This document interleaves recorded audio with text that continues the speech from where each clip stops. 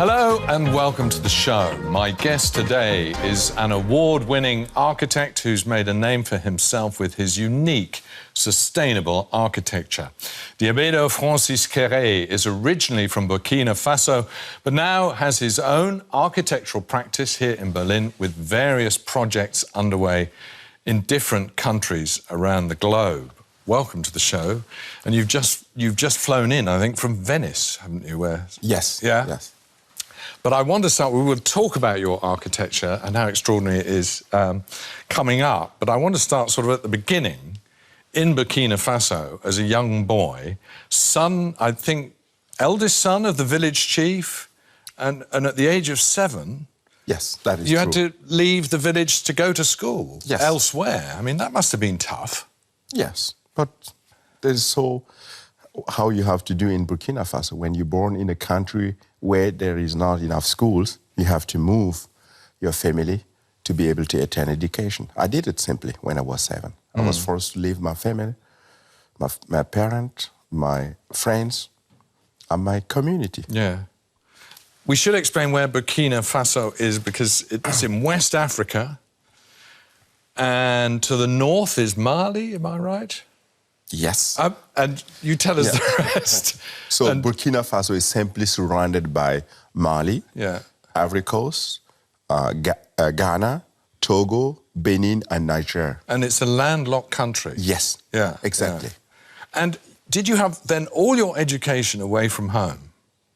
Oh, yes. And were you with another member of the family? No, did you? I mean, you left your mum and dad, but were you? I thought you were with an uncle somewhere, or yeah, with a relative. Yes. So I leave my family to be able to attend primary education. It was in Tenkodo. It's a city somehow 20 kilometers from my home village, far, and for this reason I had to live in a house of a relative, far away from my family. And then, I mean, almost, this is moving on a few years, you came to Germany. Was that your first time abroad, actually? Oh, yes. Yes. What was that like, coming to Germany? It must have been quite an experience. Yeah. It's an experience I don't want to miss, and it is still fresh. So imagine you take a flight from Burkina Faso, from Ouagadougou, the capital city of Burkina Faso.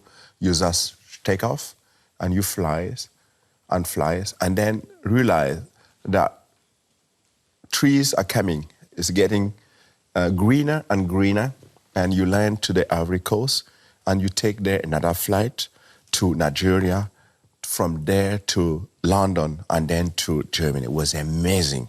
It was really amazing. I spent the entire flight time watching down until I had, weeks later, headaches and everything, so... Yeah, and that was just the arrival. The trees were the big thing. I mean, you were coming, actually, I think, to be to learn carpentry. That is true. And how did... where was that? That was at the Technische University here? No. I was going to say... I just came to Germany because I got a scholarship to attend a training as a development activist in carpentry.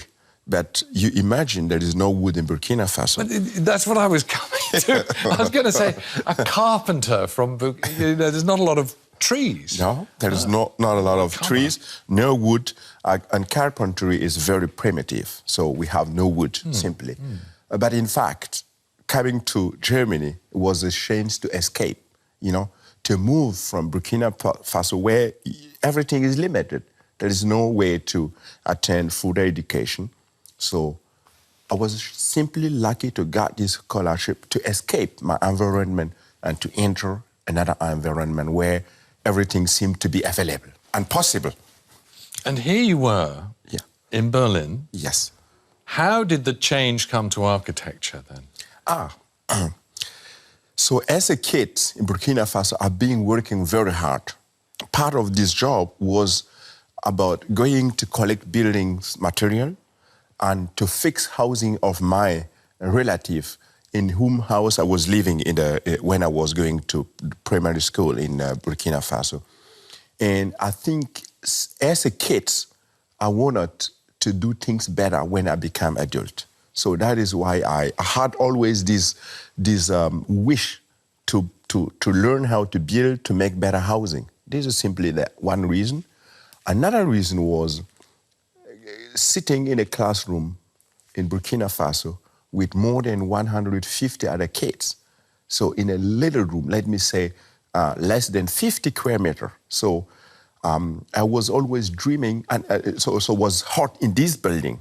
So I was dreaming to make things there better also. So I wanted to build better classes. I think those things came together, and this is how I started to study architecture.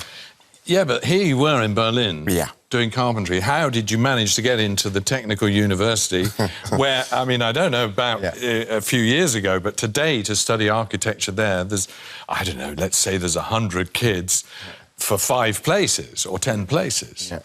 No, but simply, when I came to Berlin, I didn't have my high school degree. You have to know that I had to go again, back to school, but this time in an evening school in Berlin. Yes. And I made it for 5 years. In German? Yes. And that's how you learned German, I guess. Yes, yes. And at night, every day, except to Saturday and Sunday, I went to school from 6 o'clock p.m. to 11 o'clock p.m. to be able to do my high school degree and then to go to Berlin, to the TU, to study architecture. OK. We're talking about schools. I mean, let's have a look at some of the extraordinary buildings you've designed and a bit about your life also here in Berlin.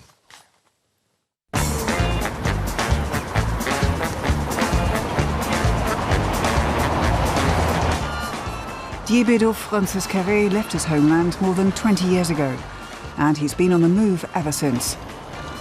He has architectural projects all over the world, but those closest to his heart are in his homeland, Burkina Faso.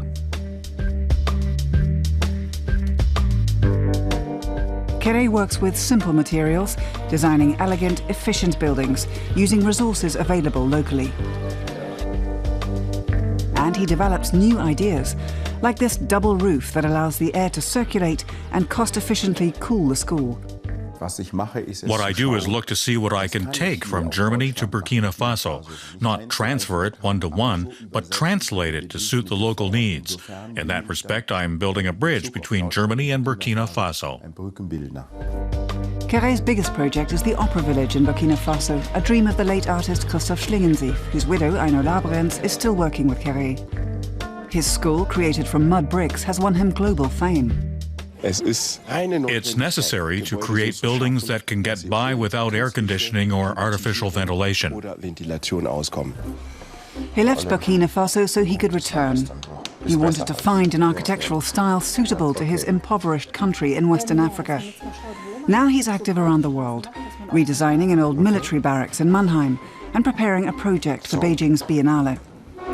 His office studio in Berlin is a multicultural laboratory and his second home. Here, okay, just to test it. Light penetration inside. Light will definitely go through, which will be exciting. Here in Berlin, I love the solitude that I can sometimes do something on my own, but Burkina Faso will always be my real home. Kéré doesn't just want to copy architectural styles in Europe, but to observe and learn wherever he happens to be. The elementary school he built in Gando is a model for all of Burkina Faso and won him the Aga Khan Award for Architecture. Next door, an airy library is under construction, again using local resources. Kéré developed his own recipe for making bricks. 8 buckets of cement added to 92 buckets of clay. This mixture makes his buildings resistant to rain and termites. He learned to work with clay at an old brickwork factory in Germany. That's where I learned how they used to mix and sift the clay here, and I helped make the casts, and learned how you get the clay out of the molds and roll it, and then bang, into the mold, scrape it flat and so on. It was wonderful. Germany's streets have become as familiar to him as the dusty savannah. He likes a lot about Germany, but some things are still alien to him. Sometimes I miss the spontaneity of life, but I always have that in Burkina. In Gando, he's building houses for teachers and an extension of his school. He's determined that despite a minimum of resources and adverse conditions, he'll find a unique aesthetic for Africa. That's a promise he's made to his country. Diébédo Francis Kéré, our guest today on Insight Germany.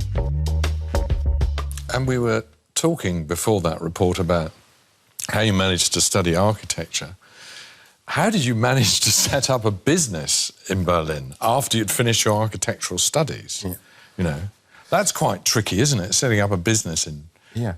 No, but I just did things in parallel. While studying in Berlin, I started to think about how to build schools in a school in my own village in Gando. So you have to know that I built my very first project, a primary school in Gando, in my home village, when I was still a student. I was studying, and I just did it. And I graduated 3 years later. So I didn't have a plan to make a business or to... No, things just came from alone. So it was a sheer necessity that led me to build a school, because when I left my village, there was no school. And I guess instead of bringing presents, I have a big family, you have to know that. Instead of bringing presents to my village, I just wanted to give something, to give education to my people. That's quite a big present. We'll come to the school, and I want to talk a bit in detail about that. Just before that, though, you also said in that report you love the solitude of Berlin. And that struck me, because how many million people are here? Where's the solitude? Oh, yes, so, of course, nowadays people know me, but you have to know that in this big, big city, you have time to go to retire yourself. You may be in public, but not everybody knows you. So, and in Gando, where you come from... Yes, in Gando I can't do nothing, or even in Burkina Faso somehow people knows me and they just come. And in Gando, especially if I am there, I have to act. People just came to speak, to discuss, to ask for some advices. Okay. So to share, and so in this context, being in Berlin, being able to go, for example, in a big cemetery, so which is green and quiet, I call this solitude. But when you were initially in Gando and you started building the school, I believe the locals were actually a bit disappointed. Didn't they expect sort of, I don't know, Guggenheim Museum steel and things? And there you were. This is what's extraordinary about your architecture. You use local things. We saw making the bricks, for instance. Yes, well, how to build in a region like Burkina Faso, how to build in a country which has a colonial past, with a Western country. So very simple. When I arrive home, explaining to my people that I am here to build a school together with them, and I already have the money, you have to know that everybody was like over the moon. They was really happy. And then I explained them that we are going to use clay, to use mud. So I have to say that they was shocked, really. They was really shocked. The rejection was so big. Nobody wanted to speak again with me. And it cost me a lot of energy and then discussions to convince them that this is the only way to do a school will respond the best to the climate and to our need. And that is it. But at the beginning they was not open for that idea. No. And you sent us some pictures, and this one, to us, most probably understood, guys standing on a curve there, but there again, if you look closely at the guys, they all look petrified. Yeah, this is a great story. The problem I have always, it is how to explain drawings and engineering to people who are neither able to read nor write. So, what I do is to build a model, a mock-up, but a model, one by one. In this case, was a piece of the roof structure. So we made it one by one out of clay bricks. And then I cannot jump in this studio, but normally I jump on top of that structure so that my people understood that it is working. Yeah. It won't crash. Yeah. So that is the test. Yeah. So to check the engineering. So that's how we build it. But this next one is the roof. This roof is meant to make it cooler. And this is not the locals in Burkina Faso. This is me. I see a steel roof. Yes. I know the temperatures in Burkina Faso. And I think of the sun beating down on that roof. Yeah. And it's got to be hotter underneath. Yeah. But it isn't. It isn't.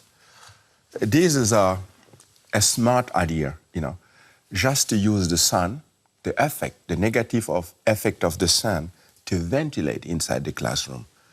So if you have a structure, you have the metal sheet like this, and you open the roof, and inside, down, you have a massive skin made out of clay, of bricks. Okay. So you create a certain ventilation. You push the air to circulate between the two elements.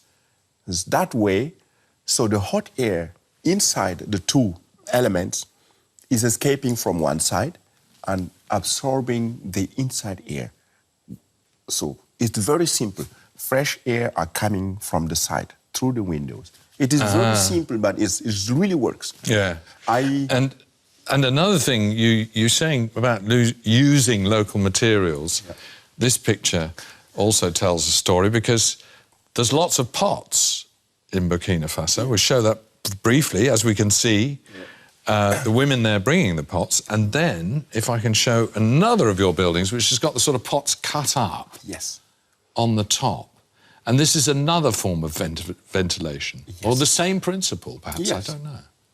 Yeah, and there's and that steel structure on top is the roof before it's... Yes. And I would have again said, of course, the sun beating down, but of course it works with your theory. Yeah, it really works. You need to have the openings.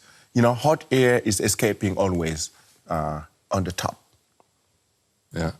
So if for example, to express it with Western word, you have to heat your apartment.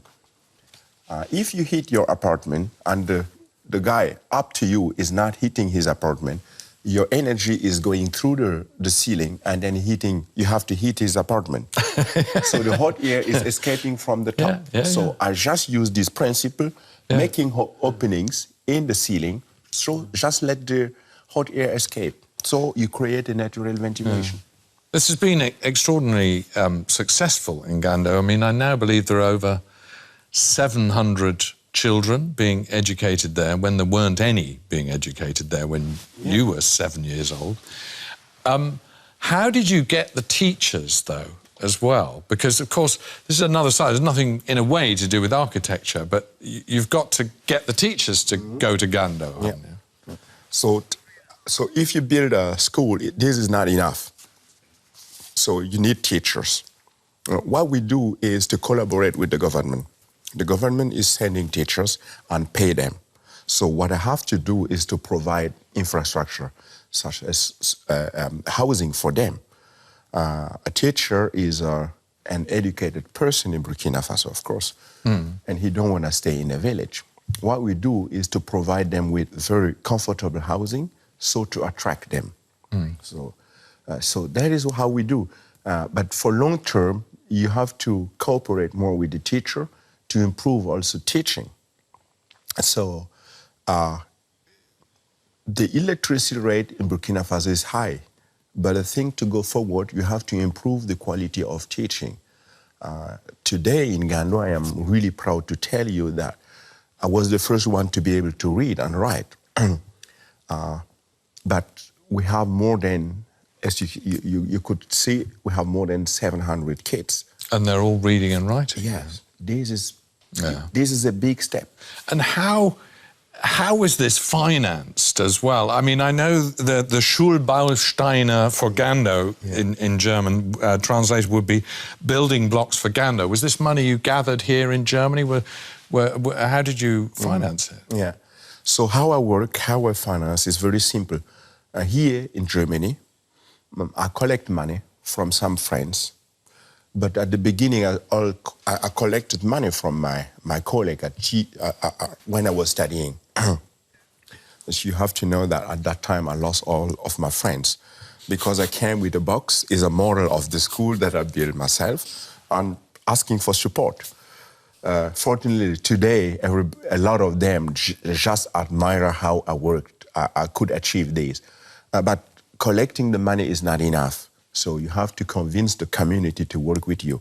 So I'm using the little money that I could collect, and then I convince the people to be part of the building process so that together we can build great building for less money. So that is how I do. So you see, if you are in Gando, you will see women with pot on their head walking to the site, to the building site. So everybody put his little stuff to get this thing happening. So it helps save money. And there is another aspect in this project that people don't know. It is education. Even the adults need education. We train the young people in the technique we apply to build the schools so they can earn money. They become professionals working in different building sites now. It runs from Burkina Faso, from Gando, to other cities, places in Burkina Faso, to the neighboring countries also. Ghana, Togo, Benin. So you see, something is really happening. Gathering moss. Yes, exactly. There's, apart from the financial side, you also made friends or got the attention of a very famous German artist who we must briefly talk about, because in the first report it talked about an opera village. Yeah. And I was thinking of Fitzcarraldo, where Klaus Kinski builds an opera in the Amazon jungle. Yeah. This was because of a man called Christoph Schlingensief. Tell us about him. How did you get involved, or how did he get involved in your project? Yeah. The opera village and Christoph Schlingensief. Unfortunately, he's not alive anymore. He passed away in 2011. It was crazy is not a good word, but he was a genius, let me say that. He had a dream. He wanted to build an opera in Africa, and then our ways crossed. So I was giving a lecture and leading a workshop in South Africa, and people connected us, and I got to meet him, and he had this dream. But to be honest, I am fighting to build schools in Burkina Faso, and somebody came with an idea to build an opera. You could imagine my reaction, my natural reaction. So it's a provocation, it's not serious. So I am struggling to build schools to educate people. You come with an idea of an opera. Opera, even in the Western world, is something that is really limited to the 2% of the population. You understand what I mean? Yeah. And then, but by the way, then we happened to meet, and he was a great person. He has a strong personality, and he made this idea so attractive. So we started to do the project. Okay. Christoph Schlingensief was an extraordinary man. Let's have a look in a little more detail at the career of this rather controversial artist. He's sorely missed. Few artists have had this said about them quite so often. Radical, iconoclastic. Performance artist and director Christoph Schlingensief. He died in 2010. Why do we miss him so much? Last year, an exhibition in Berlin was seeking an answer to this question. It was the first comprehensive Schlingensief retrospective. But how can a museum do justice to someone as multifaceted as he was? Schlingensief wasn't afraid of anything. He created theater, art, and opera, and made in-your-face splatter movies interwoven with German history. In 1998, he founded the political party Chance 2000, or in English, the Last Chance Party, which also staged this happening in Vienna, Schlingensief's own version of the television show Big Brother, putting asylum seekers in containers. As always, many thought he was going too far. Chance 2000, a blend of politics, art, and play. Schlingensief issued a call for 4 million unemployed to take a dip in the Wolfgangsee Lake in Austria and raise the water level, thereby flooding German Chancellor Kohl's vacation home. Of course it failed, but Schlingensief's motto was, "Failure is opportunity." In 2003, he had unemployed people sit around and wait for posts. At the Berlin exhibition, students took on this job, a pale copy of the original idea. Yet another provocation, his 2004 staging of Wagner's Parsifal in Bayreuth, a marathon of shock and salvation. A scandal was guaranteed. Wounds, myths, kitsch. The exhibition was a journey through German history. It also documented how Schlingensief lived with cancer, as in his project for the Venice Biennale, A Church of Fear of the Stranger in Me. Undeterred, in 2008, he pulled out all the stops and founded what he called his opera village in Burkina Faso, complete with a hospital and a school. He continued writing, struggling, and venting his anger and his fear. Brutally honest and still loud, but increasingly quiet. Christoph Schlingensief, a bit mad, a bit maniac, but always a maverick. A maverick, indeed. And what is the state of affairs, actually, with the Opera Village? I know that since he died, it's still going on. Yes. His widow's helping with the project, and, yes, and some celebrities as well. Yeah. Yeah, since he passed away, we keep doing the project. Unfortunately, he couldn't see the project. But we opened 3 years ago. So just in 2002, we opened the first school building. Now, 150 kids are attending primary education in the opera village. Yeah. So I know. What about the opera as such itself? I mean, is it going to have opera there, or is it going to have something different? Yeah, whatever. The opera itself is still part of the project, the vision, but it's not an opera like you may imagine it should be. But we have a space, we have this infrastructure where different activities are already happening on the site. Sometimes supported by the German, the Goethe Institute, the German cultural institution, so that we make performances and then dancing, whatever. A lot of activities are happening there. But the most important thing is education is still happening. In 2 weeks, 3 weeks, we will open a nursery, which is part of it.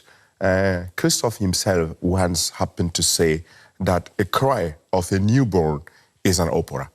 So maybe if all of this is happening, you may understand that it's not opera in the classical way. An opera like you would imagine in Europe. So it's a performance space. Yes. And we'll have all sorts of things, perhaps not La Bohème or something by Puccini, but absolutely, we'll have all sorts of things. And backed by people like, I believe, the author Henning Mankell and Herbert Grönemeyer, the famous German singer. And these people are still backing the project. Oh, yes, yes. We have a lot of friends that are supporting the project. The former German president, Horst Köhler, is protecting and supporting the project. And then you have all of these people that are supporting us financially, so to keep things going. But money is a problem, we have to say, because it's a huge project. And I know the widow of Christoph is struggling to fund to get the project go ahead. I'm still supporting the project with my architecture. I am the contact, and I am flying to Burkina to supervise the ongoing project and then the building that are in process. So yeah, it's going. We've talked mainly about projects in Burkina Faso. I'd like to, you've sent us a couple of other pictures. If you can tell us, this one's, is this one in China? Yes. And that's more the architecture that I would understand, or looks like it. Is this more conventional, if you like? Yes, somehow. I got a chance to work with a great Chinese architect, Wang Shu. He's a good friend of mine. And I just asked him, you know, what these people expect from me? You know what I'm doing? I'm using mud, mostly, in Burkina to build schools. What can I do? How can I contribute it? He just tell me, you know, keep doing open spaces like you do, and then you will know. And for myself, I have been to China to learn. It's really not the modern stuff. But China is so very old and has old techniques. I was interested in these old techniques. So that is why I end up to start a project in China. And this is another project, or architectural, well, it was an exhibition, wasn't it? Yes. In London, I believe. Yes. It's a great installation in London, in the Royal Academy of Art. So it has been successful. I don't know if you have more picture about that. I do, So I invited the public to participate, to contribute, to build up this I see. installation. This is the second picture. Yes. And is that done by the public then? Yes. Oh, yes. I didn't know that. Yes. Tell us. No. Simply because if you invite me to do something in London, in Gando I will use mud or something else. And in London, what is available in London? So I have realized that you have a lot of honeycomb. It is hidden everywhere, in every furniture. I just wanted to expose this project, this material. So creating a tunnel and inviting the people, inviting the visitor to contribute it, not to stand and just watch, but to be part of the... And they've got kind of sticks, coloured sticks, yes. and they could just put it where they like. Yes. Oh, okay. I think it has been a big success, really, because people just queue to put their... to contribute to build this structure. And are you, I mean, seeing that and the pictures before, this was not like the pictures in Gando and using local material. This was using modern technology. Is that the way you're going more now? Yeah, it's about, if I am in London, I am in England, is the country of modern technology, is the country of industrialization. So I may use industrial products to build there because this is the most available product. So industrial product. So in Gando, we use material, we use clay. This is the most building material. So somewhere else, I may use something different. So if you talk about Geneva, where I have the chance to make the permanent exhibition of the International Red Cross Museum using hemp. You know, hemp is known as you use it in a fabric. So, but you can use it to build. It's a very good insulation material. You can use it to build. Oh. And another thing that architects are beginning to use is 3D printing. We'll see if our guest has used that in a minute, but they say that it's possible to print your own food. Why you want to do that is beyond me, but still, and now you can print your own house. And I wonder straight away what that's like to heat. But anyway, here's more. The artificial sandstone of the Zurich-based project is not strong enough yet to withstand wind and weather, but the architects are convinced... This is Kéré, the celebrated architect. Do you think people will be able to live however they like because of this? I mean, you use a bit of 3D printing, but not on that scale. Yeah, not in that size. It's... I may say this is a 3D printing help you if you have a model, which is delicate to do if you want to be more precise. Some may be able to print, but it's not is a production principle or a process. It's processes, you know, it's a new way of producing. It's like prefab. So if they use it, but it's much more precise. I think that this will help solve a lot of problems. So increase the speed to build, you know, if you're building in a city, So why not? We are in the 21st century. We have a lot of opportunities. We have a lot of possibilities. So it's good to explore them. Yeah. Your next project, we haven't got pictures of because it's so new, the Leo Clinic. This is, you told me before we came on, this is sort of a bit more of a holistic approach, even more so than Gando. Yeah. Leo is a good example for us. So because every time when I start a new project, I am trying to do something new, to explore something new. It might be a material, but it may be, energy. So in Leo, you may imagine it very simple. We use clay. It is locally available to build the structure. And then we use solar panels to collect the sun energy, transform it into electricity, which is known. But because we have no electricity, we have no power in Leo, in this site. And what we do is to collect the water, grey water, whatever you use in this clinic, and to clean it using electricity that you have for free, you understand? And put it again in the circulus. So, OK, that's one project. I want to just briefly ask you about your project in Germany, because you're doing a huge project in Mannheim as well. Oh, yes. You've become the master of reinventing barracks, you said to me.